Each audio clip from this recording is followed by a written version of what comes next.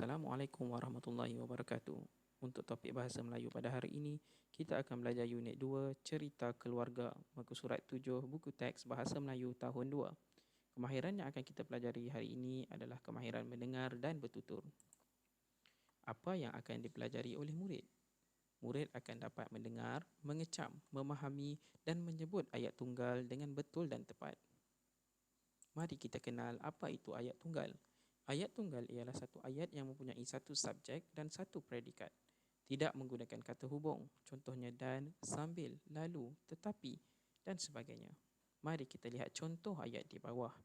Ibu sedang memasak. Adik bermain bola sepak. Kakak sedang membaca buku.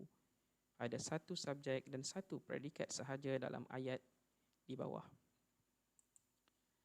Mari kita lihat buku teks muka surat 7. Cerita keluarga.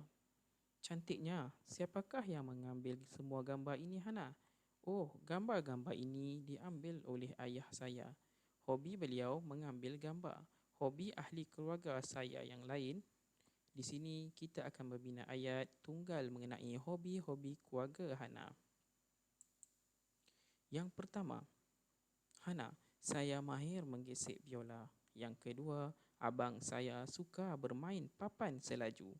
Manakala yang ketiga, kakak Hana, kakak saya suka membaca buku. Manakala yang keempat, ibu Hana, ibu saya suka menanam sayur-sayuran. Yang kelima, adik Hana, adik saya suka melukis gambar. Mari kita lihat dan teliti ayat-ayat 1 hingga ke 5.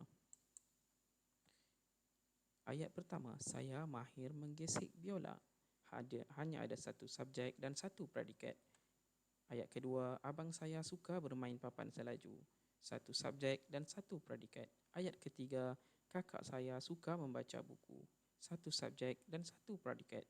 Ayat keempat, ibu saya suka menanam sayur-sayuran. Satu subjek dan satu predikat. Ayat kelima, adik saya suka melukis gambar. Hanya ada satu subjek dan satu predikat. Semua ayat yang berada di sini adalah ayat tunggal. Mari kita cuba. Abang bermain bola sepak di padang. Aman dan Ali memancing di tepi sungai. Ayah memotong rumput di belakang rumah. Cuba kamu teka yang mana ayat tunggal dan yang mana bukan ayat tunggal. Cikgu beri masa untuk kamu meneka.